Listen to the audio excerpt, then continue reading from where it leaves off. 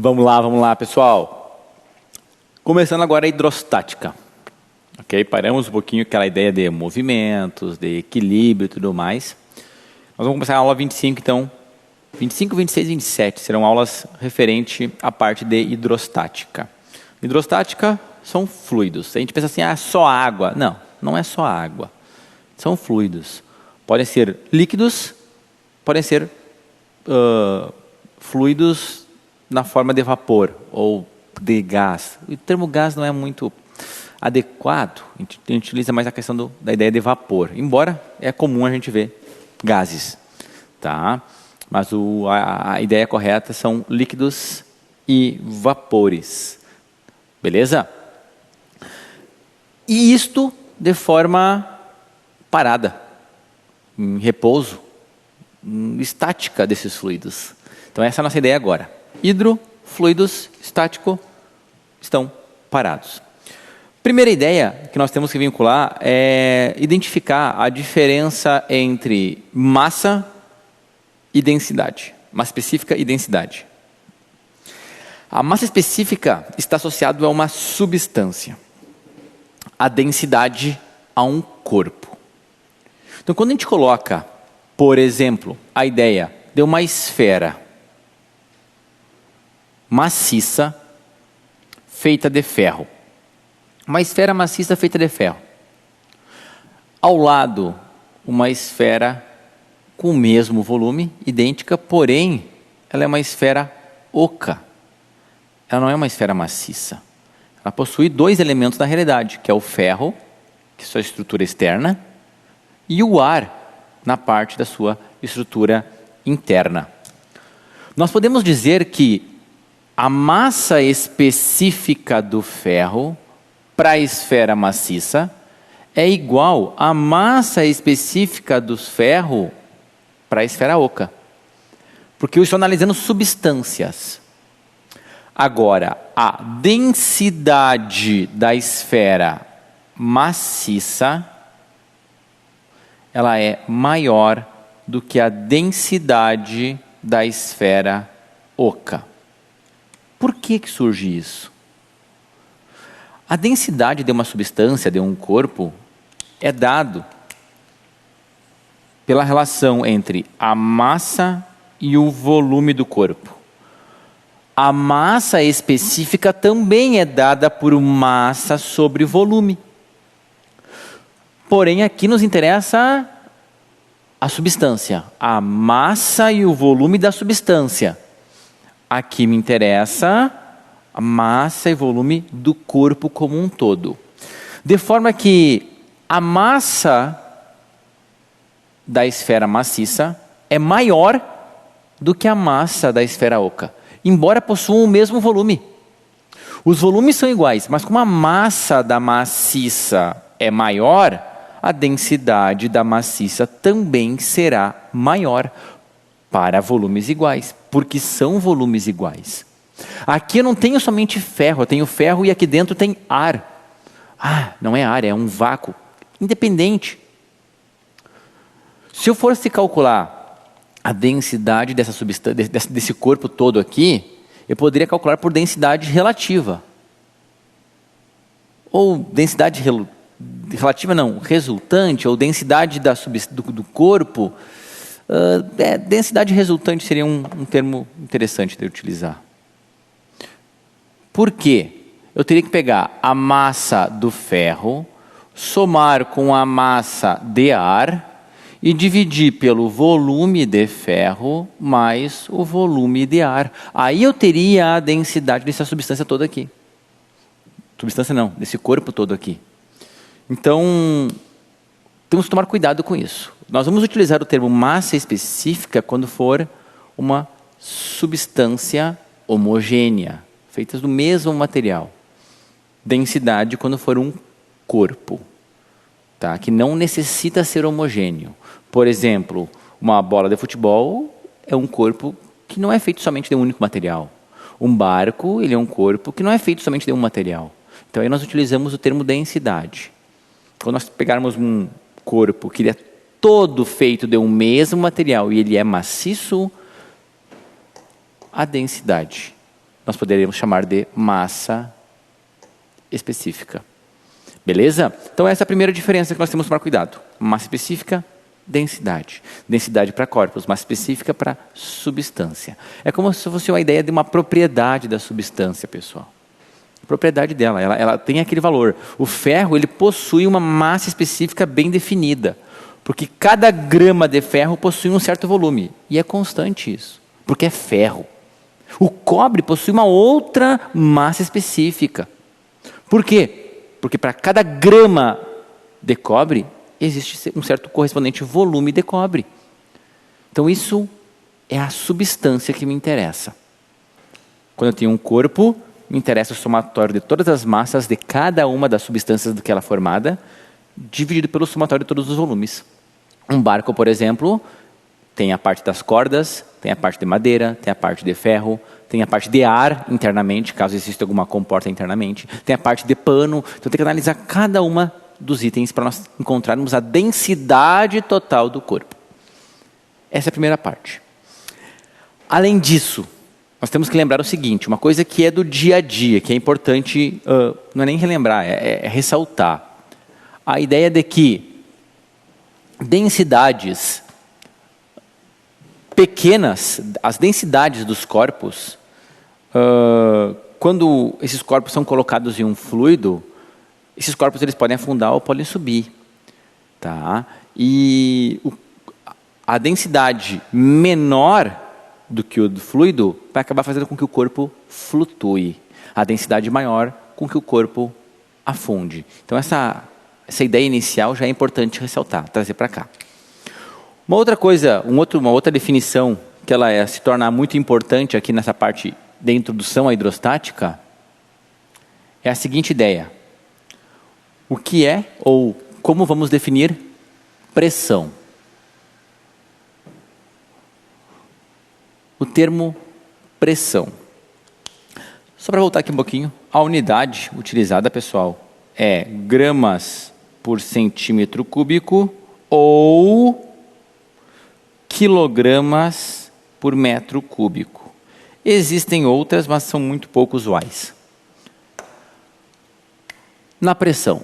O que é a pressão? Eu digo assim, que a pressão é como se fosse uma concentração de força em determinada área. Mas o que isso quer dizer? É o quanto de força existe em cada pedacinho de área de uma região. Se eu estou em pé, meus pés estão em contato com o solo. Cada partezinha dos meus pés está aplicando uma força no solo, está pressionando o solo. Ou seja, quanto de força cada partezinha está aplicando no solo? Isso é a ideia de pressão.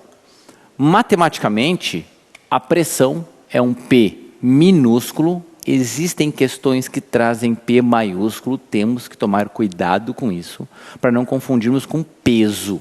Peso é uma força. Tomar cuidado com isso. A pressão, ela é dada por uma força aplicada em determinada área. Unidade de força, Newton, sistema internacional. Unidade de área, metros quadrados. Importante, metros quadrados. O que vai acontecer? Se em uma determinada região do solo, vamos pegar uma região do solo. Por exemplo, um banquinho. Eu tenho lá um banquinho. Esse banquinho possui, vamos supor que 3 pezinhos em contato com a superfície. O peso do banquinho não vai me interessar. É um peso pequeno, é irrisório. Vamos supor que daí uma linda e maravilhosa pessoa resolve sentar nesse banquinho. Tá? Beleza? Sentou no banquinho. O peso da pessoa, vamos supor que o peso da pessoa seja de massa 80 quilogramas, peso em torno de 800 newtons. Esta é a força aplicada no banco. Esta força vai se dividir em 3 partes, porque cada uma das pernas do banquinho está em contato com a superfície. Portanto, a pressão que cada uma dessas partezinhas vai estar aplicando no solo vai ser dado por peso, que é a força que foi aplicada, 800 newtons, dividido pela área total. Ou se quiser dividir para cada um deles, vamos pegar um númerozinho mais agradável então. 900 newtons. 900 newtons dividido pela área total, 3 vezes a área individual. Supondo, e agora eu vou colocar uma pegadinha logo do início, porque isso acontece muito, pessoal, que o raio destes pezinhos do banco, o raio dele seja de 2 centímetros. É muito pequeno. Vamos botar 4 centímetros. 4 centímetros. Eu não posso colocar esse raio direto aqui no lugar da área. A área, vamos supor que esses pezinhos são circulares, tá? A área, ela vai ser dada por πr ao quadrado. E aí eu vou utilizar a calculadora para facilitar e agilizar, e vou trabalhar com números mais arredondados possíveis, tá? Então esta área aqui vai ser de aproximadamente 50 centímetros quadrados. Cada um deles tem 50 centímetros quadrados. Como nós temos 3, vai ficar 3 vezes 50 centímetros quadrados. Outro detalhe importante, está em centímetros quadrados, eu preciso em metros quadrados. Então este 50 centímetros quadrados, eu tenho que transformar para metros quadrados. Transformação de unidade. Eu tenho que voltar lá nas aulas iniciais de novo, para quem não lembra. Vamos lá. Quilômetro quadrado, hectômetro quadrado, decâmetro quadrado, metro quadrado, decímetro quadrado, centímetro quadrado, milímetro quadrado. Eu estou em centímetros quadrados e tenho que ir para metros quadrados. Então eu vou dividir por 100 e vou dividir por 100 de novo. Logo, 50 dividido por 100 2 vezes, divide por 100, divide por 100. Vai ficar 5 vezes 10 dá menos 3. Vou colocar em notação científica. 5 vezes 10 na menos 3 metros quadrados. É o que eu vou colocar aqui. Mas são 3 vezes isso, porque são 3 pezinhos. Logo, a pressão vai ser 900 dividido por 3 vezes 5 vezes 10 na menos 3. Newtons por metro quadrado. Resolvendo isso daqui, pessoal, eu aproximei esse 50, tá? Só para deixar bem claro. Dividido por 15, dividido por 1 vezes 10 na menos 3. Vai dar um valor de 60 mil. Então, a pressão aplicada, 60 mil newtons por metro quadrado. Poxa, Mateus, 60 mil newtons? Então, quer dizer que eu estou pressionando o solo com 60 mil newtons por metro quadrado? Tudo isso? Sim, pessoal, mas calma aí, vamos analisar um pouquinho. Ó. Esses 60 mil newtons por metro quadrado, quer dizer que se a área do banquinho de contato com o solo fosse de 1 metro quadrado, ou seja, um bloco de 1 metro por 1 metro, haveria o correspondente de pressão a 60 mil newtons de peso. Tá? Então, temos que tomar cuidado com isso. Vai dar valores altos de vez em quando? Sim, vai dar valores bem altos. Não há problema nenhum, porque são áreas de contato pequenas. Nota o seguinte, quanto menor a área de contato, maior é a pressão. Porque se o banquinho tivesse 4 pés, a minha área aumentaria e a minha pressão diminuiria. Pressão e área são inversamente proporcionais. E aí vem uma coisinha do dia a dia. Quem utiliza sapato? Sapato alto, principalmente. Aí, a parte do calcanhar lá, eu não sei os nomes exatos que se utiliza. Mulherada aí sabe. Pode ser a parte de trás do calcanhar ali, o salto fino, ou pode ser mais grosso. Pode ser plataforma, que é todo como se fosse um tamanco, por exemplo. Então, quanto maior for a área de contato, menor a pressão. Por que não é aconselhado utilizar sapato alto, fino na parte do calcanhar e andar na brita, por exemplo? Porque a brita possui um pequeno coeficiente, uma pequena resistência à perfuração. Então, se eu colocar o sapato e concentrar o meu peso naquele salto fino, vai facilmente perfurar. E é horrível para alguém caminhar com esse tipo de sapato. Se utilizar um tênis ou um tamanco, plataforma, vai aumentar a área de contato e não vai perfurar a brita. Ou seja, se eu tenho uma pressão grande, eu também vou ter uma facilidade de perfuração. Se eu tenho uma pressão pequena, dificilmente eu vou acabar perfurando. Por que as agulhas de injeção são extremamente fininhas? Para facilmente perfurar. Facilmente ela acaba rompendo o coeficiente de elasticidade da nossa pele e perfurando para que o medicamento seja injetado. Seja qual parte for, na parte na musculatura ou na parte da parte venosa, enfim. Então nós precisamos de algo muito fino, porque uma área pequena, uma pressão grande, e uma pressão grande corresponde a uma facilidade em perfurar ou romper o coeficiente de elasticidade. De elasticidade não, o coeficiente de resistência daquela região, daquela substância, daquele material, na nossa pele, por exemplo. Tá? E também existe a ideia de nós, depressão, ou vincularmos a ideia de depressão a pessoas que sobem montanhas. Vão fazer algumas trilhas, e aí existem algumas regiões montanhosas, e a gente pode falar assim, uma região de alta pressão, baixa pressão e tudo mais. Então, supondo que exista uma montanha, horrorosa, mas é uma montanha, uma pessoa aqui, e uma outra pessoa na parte mais alta da montanha. O que vai acontecer? Existe na nossa atmosfera, pessoal, partículas de ar. Toda a nossa atmosfera. E existe a região mais alta, onde essa concentração de partículas, de gases, de fluidos. Tá?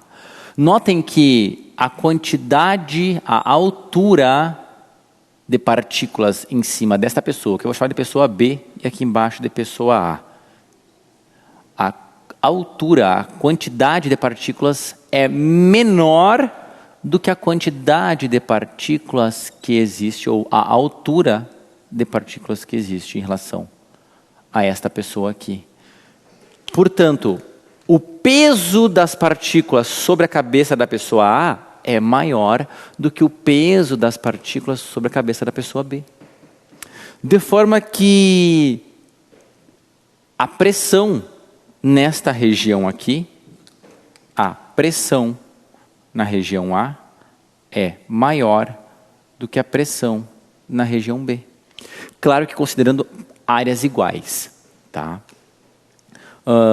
Então nós teremos uma pressão muito grande, uma pressão pequena quanto maior for a montanha. Se nós mergulharmos, se nós pegarmos uma situação contrária agora, nós vamos ter vamos supor que é um riacho, um açude, uma barragem, enfim. E uma pessoa está mergulhando. Ok? Então existe toda a camada de ar em cima dessa pessoa, toda a altura de ar, mais uma certa altura nesse caso, vamos colocar água. Portanto, a pressão que esta pessoa estará submetida vai ser dada pela pressão da camada de ar, que nós chamamos de pressão atmosférica, mais a pressão referente à camada de fluido, nós chamamos de pressão hidrostática. Então nós vamos calcular cada uma delas separadamente e somá-las para nos fornecer qual é a pressão total que essa substância, que este corpo, na realidade, que esse corpo está submetido. Lembrando, pressão é força sobre área. Tá? A unidade, Newton por metro quadrado. Essa unidade, ela também pode ser chamada de Pascal. E aí eu vou ficar devendo por que desse Pascal. Ele é representado por PA. Tá? Vou colocar em parentezinhos aqui, PA. Também pode ser dada em milímetros de Hg, centímetros de Hg, que são outras unidades secundárias utilizadas, que eu, quando falar sobre os teoremas e as leis vinculadas a isto, aí eu vou trazer outras unidades. Mas é a principal unidade, é a do sistema internacional, embora haja outras unidades.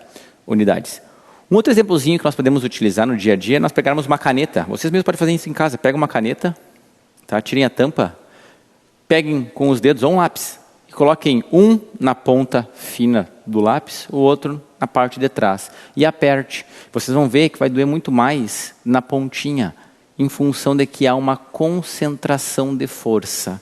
Facilmente vai acabar perfurando a pele da gente ainda por cima. Então tem que tomar este cuidado. Ok? Então essa é a ideia de pressão. Falando um pouquinho agora sobre as diferentes pressões. Vou falar primeiro sobre a pressão hidrostática. Apenas pressão hidrostática.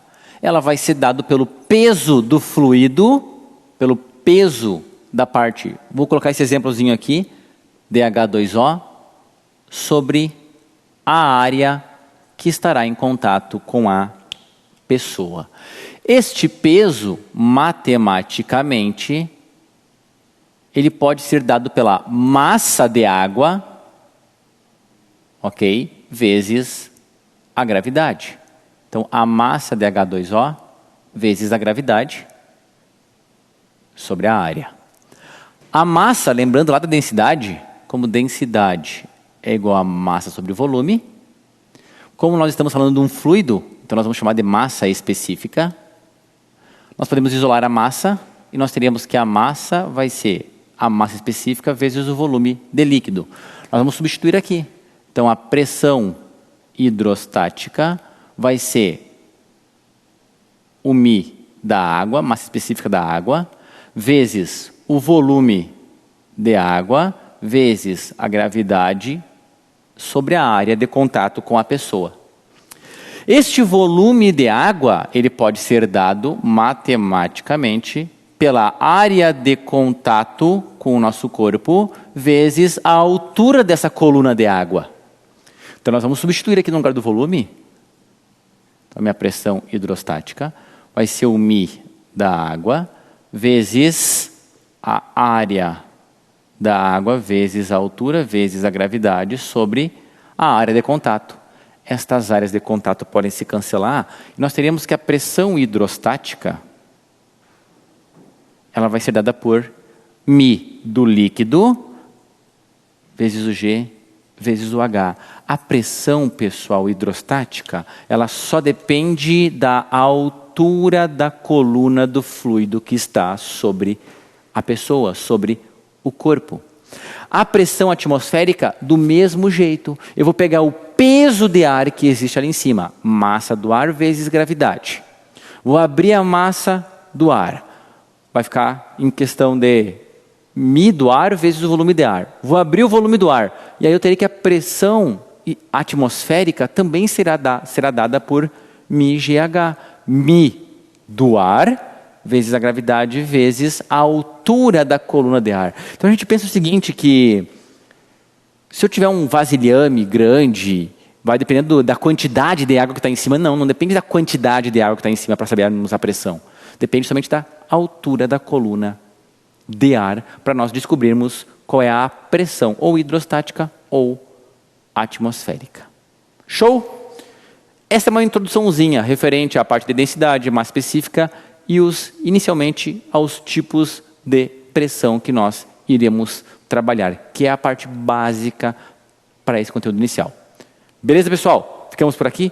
Próxima aula daremos continuidade nessa abordagem referente à pressão e à parte de hidrostática. Valeu!